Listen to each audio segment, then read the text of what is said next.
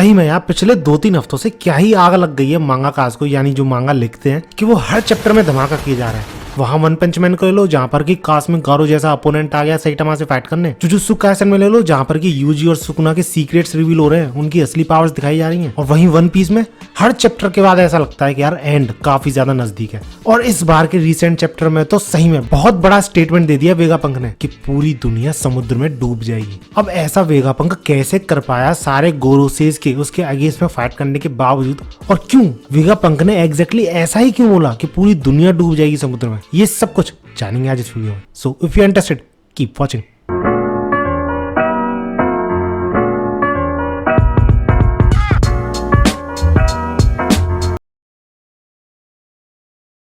तो जैसा कि हमने वन पीस की पिछली वीडियो यानी चैप्टर 1111 के लास्ट में देखा था कि वो जो एंशिएंट रोबोट है वो उठ खड़ा हुआ है और जॉय बॉय से सॉरी मांगते हुए प्रोबेबली लूफी की तरफ बढ़ रहा है, क्योंकि इस पॉइंट ऑफ टाइम पे वही तो जॉय बॉय है। जिसके बाद इतना बड़ा ब्रेक आया, 3 हफ्ते का ब्रेक, और उसके बाद 2 चैप्टर्स भी आ गए, लेकिन अभी तक इस रोबोट के बारे में कुछ भी मेंशन नहीं करा गया। एंड ऑनेस्टली मैं यही सोच रहा था कि इस रोबोट के बारे में कुछ तो बताया जाए, सो डैट में एक वीडियो आऊँ बढ़िया सी। लेकिन उससे पहले वेगापंक का मैसेज ही शुरू हो गया, तो ये वीडियो बनानी ही थी मुझे, क्योंकि चैप्टर 1112 की शुरुआत ही होती है अपने इस टकलू से, जो कि एक एक करके सारे पैसिफिक स्टार्स को खत्म कर रहा होता है। यानी बंदा 2-3 चैप्टर से करे जा रहा है, लेकिन अभी तक पैसिफिक स्टार्स सारे खत्म नहीं हुए। लेकिन लगता है वो ऑलमोस्ट सारे पैसिफिक स्टार्स को इस पॉइंट ऑफ टाइम तक डिसेबल कर चुका था, इसलिए वो बोनी की तरफ बढ़ना शुरू कर देता है। क्योंकि बोनी अगर उनके हाथ से निकल गई तो कभी भी उनके पास अथॉरिटी आ ही नहीं पाएगी पैसिफिक स्टार्स को कंट्रोल करने की। इसके बाद हम देखते हैं कि एल्बाफ की जो शिप थी वो निकलने को यानी वहां से भागने को तैयार थी, बस वहां पे वाइस एडमिरल्स ने आके उनका रास्ता रोक रखा था, जिनसे ऑब्वियसली फाइट करनी पड़ रही थी उन जायंट्स को और स्ट्रॉ हेड्स के कुछ मेंबर्स को। लेकिन क्योंकि वो सिर्फ वाइस एडमिरल्स थे तो उन सब के लिए ऐसा करना काफी ज्यादा आसान था। लिटरली एक एक शॉट में ढेर कर देते सबों को। फ्रैंकी इस वाइस एडमिरल को ढेर करता है, बोनी इस वाइस एडमिरल को छोटा बना के यानी बच्चा बना के ढेर कर देती है। लेकिन बोनी का ये तरीका किसी को पसंद नहीं आता, क्योंकि यार वो मार तो एक बच्चे को ही रही है ना। लेकिन ये बात सबको थोड़ी पता है कि बोनी खुद भी एक बच्ची ही है। इसके बाद सीन शिफ्ट होता है लैबो फेस की तरफ, जहां पर कि अभी भी वेगापंक टाइम पास किए जा रहा होता है। बंदा लिटरली 3-4 या फिर 5 चैप्टर से टाइम पास किए जा रहा है, इसकी अभी तक स्पीच शुरू नहीं हुई। और हमें टाइम भी पता चलता है कि स्पीच शुरू होने में अभी भी 4 मिनट बाकी हैं। और इस दौरान वेगापंक क्या कर रहा है? चाय पी रहा है। माँ खराब हो जाएगा, मैं माँ अम्मा बहन पे आ जाऊँ। बट ये जो रिकॉर्डेड मैसेज था जहां पर रिकॉर्ड हुआ था वहां तक पहुंच जाता है ये गोरो से, और ये वेगापंक जिनका कि नाम मुझे नहीं याद है। और ये गोरो से वहां पर पहुंचते ही बिना कुछ सोचे समझे उस पूरी लैब को ही तबाह करने की कोशिश करता है। वो तो चौगा ये वेगापंक रोकती है कि भैया ये क्या कर रहा है, पागल हो गया क्या? जिसपे ये प्राइम बोलता है कि भैया हमारे पास टाइम नहीं है, हमें जल्दी से जल्दी कुछ ना कुछ करके ये ब्रॉडकास्ट रोकना ही पड़ेगा। तो इस पे वेगापंक बोलती है अब तुमने तबाही तो मचा ली, कुछ हुआ, रिकॉर्डिंग रुकी। इसलिए तो मैं बोल रही हूँ इस सबका कोई मतलब नहीं है, क्योंकि अगर मैं वेगापंक होती तो वो ट्रांसपोंडर स्नेल जिससे कि ये ब्रॉडकास्ट हो रही है वो यहाँ पर कभी नहीं छुपाती। ऑब्वियसली ऐसी जगह पे कोई क्यों छुपाएगा जहाँ पर कि उस ब्रॉडकास्ट की रिकॉर्डिंग हुई है। उस पे ये गौरव से बोलता है कि अगर ऐसा है तो मुझे पूरी की पूरी लेबोरेटरी को ही उड़ाना पड़ेगा। लेकिन बीच में ही ये वेगापंक बोलती है कि नहीं, क्या करना चाह रहा है भाई तू? क्या कर रहे हैं यार तू, मजाक है क्या? ये मत सोचो इस आइलैंड पे कोई भी कंबस्टेबल चीज नहीं है, क्योंकि हम सिर्फ यहाँ पे रिसर्च करते हैं। क्योंकि रिसर्च में काफी खतरनाक केमिकल्स और गैसेस भी आती हैं जो कि काफी ज्यादा डेंजरस है और पलक झपकते ही आग पकड़ लेती है। और अगर ऐसा हुआ ना तो ये पूरा का पूरा आइलैंड इंक्लूडिंग पंक रिकॉर्ड्स तबाह हो जाएगा। और क्योंकि पंक रिकॉर्ड्स में वेगापंक के इतने सालों की मेहनत थी तो कोई भी भैया उसे तबाह नहीं करना चाहता था, इंक्लूडिंग गोरो से, क्योंकि यार उनका पैसा उनका टाइम बहुत कुछ लगा है इस लैब में और वो सारी नॉलेज पंक रिकॉर्ड्स में है। तो इसलिए वो गोरो से उससे बोलता है देन थिंक, क्योंकि तुम्हारी सोच और उन सारे वेगापंक्स की सोच, ओरिजिनल वेगापंक की सोच काफी हद तक मिलती जरूर होगी। जिसपे ये वेगापंक काफी ज्यादा कंफ्यूजिंग चीज बोलती है, लेकिन इतना क्लियर जरूर हो जाता है कि ये सिर्फ सेलेस्टियल ड्रैगन बनने के लिए, हाई अथॉरिटी पाने के लिए ये सब कुछ नहीं कर रही है। वेगापंक ने कुछ न कुछ तो इसके साथ बुरा जरूर किया है। इतने में इस गोरोसे को ये फील होता है कि some kind of small creature किसी तरीके की साउंड को प्रोड्यूस कर रहा है, और वो और कोई साउंड नहीं, ह्यूमंस की साउंड है। दैट्स व्हाई वो चीज ट्रांसपोंडर स्नेल भी हो सकती है। और जब वो ढंग से कंसंट्रेट करता है इस वॉइस की तरफ तो वो रियलाइज करता है कि ये आवाज और कहीं से नहीं पंक रिकॉर्ड से आ रही है, जिस वजह से उसका भरोसा और भी ज्यादा मजबूत हो जाता है कि लगता है वही ट्रांसपोंडर स्नेल है जो कि ये पूरी ब्रॉडकास्ट को कर रहा है, जिस पे ये वेगापंक बोलती है कि वो ट्रांसपोंडर स्नेल अभी अभी डेवलप किया गया है और उसकी जो शेप है वो ट्रायंगल शेप की है। दैट्स व्हाई उस ट्रांसपोंडर स्नेल को पहचानने में जरा सी भी प्रॉब्लम नहीं होगी हमें। और इसी के साथ वो दोनों ही यानी वेगापंक और गोरो से पंक रिकॉर्ड्स की तरफ बढ़ने लगते हैं। इसके बाद अगले ही पैनल में हम देखते हैं स्टूसी को, जो कि उसी लैब में प्रेजेंट थी जहां पर कि उस गोरोसे ने अटैक किया था उस पूरी लैब को उड़ाने के लिए, और उसी के साथ प्रेजेंट था ये सेकंड यूसुफ। और अगर तुम सोच रहे हो कि ये दोनों दिखे क्यों नहीं पहले, तो भैया स्टूसी ने खुद को और इस सेकंड यूसुफ को छुपा दिया था, क्योंकि उसे पता था कि अगर ये दोनों उस गोरोसे के सामने आए तो 101% मारे जाएंगे। और सी पर जब ये यूसुफ की कॉपी बोलता है स्टूसी से कि मुझे तुम्हारे लिए बहुत बुरा लग रहा है कि उन लोगों ने तुमको यहीं पर छोड़ दिया, बट क्या फायदा, हम भी तुम्हारी मदद नहीं कर सकते क्योंकि तुमने हमको भी बिट्रे कर दिया है, बहुत बुरा लग रहा है तुम्हारे लिए। लेकिन स्टूसी उसे चुप कर देती ये बोलकर, अनफॉर्चुनेटली मैंने खुद डिसाइड किया है यहाँ पर रुकने का, किसी ने मुझे छोड़ा नहीं है, क्योंकि किसी न किसी को तो ये पीछे रुक के कंफर्म करना था कि ये फाइनल मिशन ढंग से कंप्लीट हो। अब ऑनेस्टली सुन के लगता तो ऐसा ही है कि स्टूसी वेगापंक का जो मैसेज है उसी को फाइनल मिशन बोल रही है, लेकिन यार कहीं ना कहीं इंडिकेशन ये भी दिया जा रहा है कि कुछ और ही बात है, स्टूसी किसी और ही रीजन की वजह से यहाँ पे रुकी है, क्योंकि वो ब्रॉडकास्ट तो ऑलरेडी स्टार्ट हो चुकी है और शायद ऑटोमेटिक है तो अपने आप शुरू होकर खत्म हो जाएगी। स्टूसी का यहाँ पर रुकने का क्या काम। लेकिन इसी का आंसर देता है ये छोटा वेगापंक, जो कि बताता है, एक्सप्लेन करता है कि ये जो फ्रंटियर डोम है जो कि लेजर शील्ड है पूरे पंक रिकॉर्ड्स को कवर करती है, प्रोटेक्ट करती है, उसको डिसेबल अंदर से ही किया जा सकता है, तो इसलिए किसी ना किसी को तो रुकना ही था अंदर हमारा एस्केप रूट क्लियर करने के लिए, क्योंकि अगर वो शील्ड डिसेबल नहीं होगी तो हम सही टाइम पे वहां से भाग नहीं पाएंगे, और अगर पहले ही डिसेबल कर दी तो पूरी की पूरी आर्मी जितनी भी मरीन्स है सारे के सारे यहाँ घुस आएंगे, जिस पे नाम ही थोड़ी चिंता तो करती है कि नहीं ऐसा नहीं होना चाहिए, हाँ हमें भागना है लेकिन स्टिल स्टूसी को पीछे नहीं छोड़ना चाहिए था। लेकिन रॉबिन बोल पड़ती है कि हाँ ऐसा होना तो नहीं चाहिए, लेकिन स्टिल हमारे ग्रुप में कोई भी बंदा ऐसा नहीं है कि जो लेजर शील्ड को तुरंत डिसेबल करके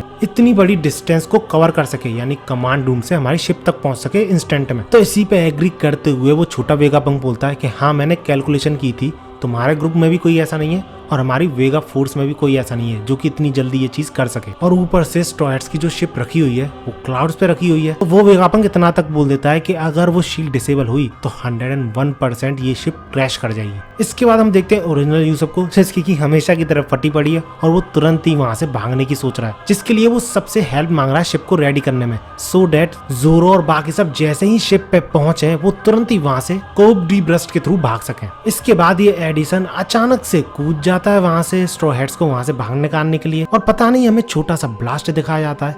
ऑनेस्टली मुझे समझ में नहीं आया यहाँ पे क्या हुआ, अगर तुम लोगों में से किसी को समझ में आया लेट मी नो इन कमेंट्स। इसके बाद सीन चेंज होता है और हमें सारी बैटल्स की जो कि करंटली चल रही हैं उनकी सिचुएशन दिखाई जाती है। सबसे पहले मेन बैटल यानी गोरोसे वर्सेस 2 जायंट्स एंड लूफी, जिसमें ये केंचुए वाला गोरोसे अचानक से एयर को सक करने लगता है सम काइंड ऑफ अटैक की तैयारी के लिए, या फिर ऐसा भी हो सकता है सिंपली वो जायंट्स और लूफी को खाना चाहता था ऐसा करके, क्योंकि ये सक्शन पावर इतनी ज्यादा स्ट्रांग थी कि वो जायंट्स अपोजिट डायरेक्शन में दौड़ने की कोशिश कर रहे थे, लेकिन स्टिल वो ऐसा नहीं कर पा रहे थे। सोच सकते हो जायंट्स को भी अपोजिट डायरेक्शन में जाने में इतनी दिक्कत हो रही थी। लेकिन तभी लूफी एक पूरी की पूरी बिल्डिंग उखाड़ता है और दे मारता है इस वॉर्म के मुंह में, जिससे ये गोरोसे फिर से थोड़ी देर के लिए शांत। लेकिन लूफी जो था वो भी शांत होने लगा था, क्योंकि उसका गियर 5 वियर ऑफ होने लगा था, और लूफी को ऐसा बुढ़ाऊ बनता देख जायंट्स कंफ्यूज्ड। लेकिन लूफी उन्हें एक्सप्लेन करता है कि मेरी जो एनर्जी थी जो कि मैंने पिछले वाले फूड से गेन की थी वो सारी वियर ऑफ हो चुकी है। और जब जायंट्स को समझ में आता है कि लूफी भूखा है तो उससे वो अजीबोगरीब चीज खिलाने लग जाते हैं, जो कि थी सम काइंड ऑफ ईल, और उस ईल को खाते हुए लूफी लिटरली आंसू दे रहा होता है। लेकिन जैसे तैसे जब लूफी उस ईल को खत्म करता है तो बंदा फिर से अपनी ओरिजिनल शेप में आ जाता है। इतने में दूसरा गोरोसे यानी ये जंगली सुगर दौड़ना शुरू करता है इन सब की तरफ, जिसके काउंटर में लूफी 3rd गियर में पहुंच के एक तगड़ा पंच जड़ने की कोशिश करता है ऐसे, और वो भी नॉर्मल नहीं, लूफी रेड रॉक वाला अटैक करता है, लेकिन स्टिल कोई भी इम्पैक्ट नहीं आता है इस जंगली सुगर पे, उल्टा लूफी के ही हाथ में लग जाती है, जिससे ये साफ क्लियर हो जाता है कि गियर 5 ही है जिसमें कि इन सब से फाइट कर सकता है लूफी। नॉर्मली तो लूफी इन सब के आगे 2 मिनट नहीं टिक सकता। खैर जो भी है, इतने में हमें लैबो फेस वाली जगह दिखाई जाती है जहाँ पर की लोग भागने की कोशिश कर रहे थे,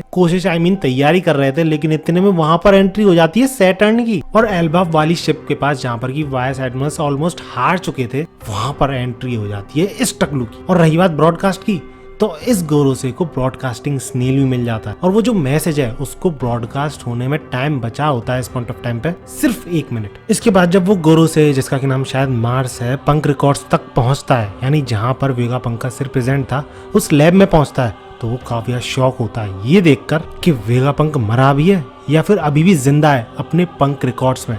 यानी ऐसा भी तो हो सकता है कि पंक रिकॉर्ड्स में अभी भी वेगापंक की कॉन्शियसनेस जिंदा हो, और वो ऐसा इसलिए बोल रहा था क्योंकि उसने जो देखा ना वो अनबिलीवेबल था। क्योंकि वेगापंक का सर एक बिल्डिंग जितना बड़ा हो चुका था अभी तक, लिटरली तुम साइज कंपैरिजन के थ्रू भी ये देख सकते हो। और इसी पंक रिकॉर्ड्स के पास में प्रेजेंट था ये स्नेल, और तुम देख भी सकते हो कि ये ट्रायंगुलर स्नेल है जैसा कि उस वेगापंक ने कहा था, जिसका नाम शायद यॉर्क था। सो मार्स काफी ज्यादा कॉन्फिडेंट था, इसलिए बंदा तुरंत ही नहीं तोड़ता है उस स्नेल को, आराम से घूम रहा है, पंक रिकॉर्ड्स देख रहा है। और वहीं दूसरी तरफ वेगापंक तैयारी में अभी भी, यानी रिकॉर्डेड चीज है तो आराम से उसमें तैयारी चल रही है कि हमें अब ब्रॉडकास्ट करना चाहिए कि नहीं, टाइम ऑलमोस्ट पूरा हो चुका है। और जब सिर्फ 30 सेकंड बचते हैं उस ब्रॉडकास्ट में तो मार्स उस स्नेल के पास आता है और उसे पैर से कुचल के तोड़ने की कोशिश करता है। ये रियल ब्रॉडकास्टिंग स्नेल तो था ही नहीं, ये तो खुद एक ऐसा स्नेल था जो कि ब्रॉडकास्ट को रिसीव कर रहा था। और ये देख के मार्स पूरा का पूरा अंधेरे में, क्योंकि वो समझ चुका था कि वेगापंक ने मरने के बावजूद उसे चूतिया बना दिया। चूतिया बनाया तुमको। इसके बाद हम देखते हैं कि सारे के सारे पूरी दुनिया में जितने लोग प्रेजेंट है सब के सब वेगापंक के मैसेज का इंतजार कर रहे होते हैं। यार काफी ज्यादा सीरियसली लिया सारे लोगों ने से, क्योंकि सबको पता है कि वेगापंक पूरे वर्ल्ड को कुछ बताने वाला है तो कुछ ना कुछ तो धमाकेदार होगा। और यही चीज शायद गोरोसेस को भी पता है, इसलिए मार्स जब ये रियलाइज करता है कि भैया उसे पागल बना दिया गया है, वो तुरंत ही उस लैब से भागता है वेगापंक को कोसते हुए और सारे गोरोसेस को इन्फॉर्म करता है कि वेगापंक ने पागल बना दिया हमें, क्योंकि ट्रांसपोंडर स्नेल शायद इस पूरे आइलैंड पे है ही नहीं, क्योंकि वो किसी भी तरीके के ट्रांसमिटिंग सिग्नल्स महसूस ही नहीं कर सकता है साइलेंट से। इतनी देर में वेगापंक रेडी हो जाता है अपना मैसेज देने के लिए। और जब मार्स एक्सप्लेन करता है सारे गोरोसेस को कि यॉर्क के अकॉर्डिंग, यानी वही जो वेगापंक मिली थी इससे, उसके अकॉर्डिंग वेगापंक वही चीज खत्म करने वाला है जो कि ओहारा ने शुरू की थी। और क्योंकि इन लोगों ने सुना था कि ओहारा के लीडर ने क्या चीजें बोली थी और वेगापंक उसके आगे की चीजें बोलने वाला है, तो इन सब की फटके चार हो जाती है सही में। इसके बाद अगेन हमें सारी लोकेशंस की सिचुएशन दिखाई जाती है जो कि पहले तो काफी बुरी थी, हमने देखी थी, लेकिन अब सुधरने लगती है, क्योंकि इस टकलू का सामना करने सही टाइम पे पहुंच जाता है सांजी। लेकिन ऑब्वियसली इतना आसान नहीं था, काउंटर अटैक में वो टकलू सांजी को पकड़ लेता है, लेकिन तभी सांजी की भी मदद करने वहां पे पहुंच जाते हैं दो जायंट्स। लेकिन तभी सही टाइम पे बोनी एक जायंट में बदल जाती है और इस टकलू मानव को कुचलने की कोशिश करती है। एंड ऑब्वियसली तुम सबको पता ही है वो ऐसा अपनी डेविल फ्रूट पावर्स की मदद से कर पाती है। अब ये पता नहीं कैसे इसकी पावर्स काम करती हैं, बट कुछ भी कहो लूफी के काफी सिमिलर है। एंड इसके बाद हमें वेगापंक के मैसेज के थ्रू ही ये क्लियर होता है कि ये मैसेज ब्रॉडकास्ट होने का मतलब है वेगापंक की जो हार्ट बीट्स हैं वो रुक चुकी हैं। और क्योंकि ये चीज पूरी दुनिया सुन रही थी तो सारे लोग शॉक में, क्या वेगापंक मर चुका है? क्योंकि यार ये मैसेज की अनाउंसमेंट हुए कितना सारा टाइम निकल चुका है, तो इसलिए सारे लोग शॉक में कि इतने टाइम में तो ऑब्वियसली मर चुका होगा, हार्ट बीट्स रुक चुकी हैं इतने टाइम से उसकी। और क्योंकि सारी जगहों पर ये खबर फैली हुई थी कि स्ट्रॉ हैट्स ने किडनैप कर रखा है, यानी एज अ हॉस्टेज ले रखा है वेगापंक को, तो सभी को ये लगता है कि स्ट्रॉ हैट्स नहीं मारा होगा फिर। लेकिन यार वेगापंक सही में बहुत आगे की सोचता था। वो अपने इस ब्रॉडकास्ट में ये तक बोल देता है कि ये मत समझना जो मुझे मारेंगे वो ईवल होंगे, फिर चाहे वो कोई भी क्यों ना हो। मतलब समझ रहे हो, वेगापंक को पहले से पता था कि लूफी और उसके ग्रुप पे ही नाम लगेगा उसकी मौत का। खैर जो भी है, वेगापंक की ये ब्रॉडकास्ट चलती रहती है और कुछ ऐसी ही बातें करता है वो नॉर्मल सी, लेकिन इस दौरान बाकी जगहों पे बहुत कुछ हो रहा होता है। क्योंकि जैसा मैंने बताया अलग अलग जगहों पे बहुत सारी चीजें हो रही थी। वो टकलू मानव को संभाल लिया गया था, लेकिन नामी और यूसुफ वाले ग्रुप के पास सैटर्न आ पहुंचता है और वो रॉबिन को देखते ही उस पर अटैक करने की कोशिश करता है। लेकिन रॉबिन वो अलग ही शौक में थी, क्योंकि जो आवाज उसे सैटर्न से आ रही थी वही आवाज उसे तब आई थी जब ओहारा के लीडर से बात की जा रही थी और उल्टा जवाब देने पे उसे मार दिया गया था। और इसी चीज से वो समझ जाती है कि ये वन ऑफ दी 5 एल्डर है। इतने में सैटर्न अटैक कर देता है रॉबिन पे और सारे स्ट्रॉ हैट्स मिलके सैटर्न से बचाते हैं रॉबिन को। और गौर करने वाली बात तो ये है कि ये सारे स्ट्रॉ हैट्स वीकलिंग्स में आते हैं, तुम ऐसा कह सकते हो, बस एक बंदे को छोड़ के, गॉड यूसुफ को छोड़ के।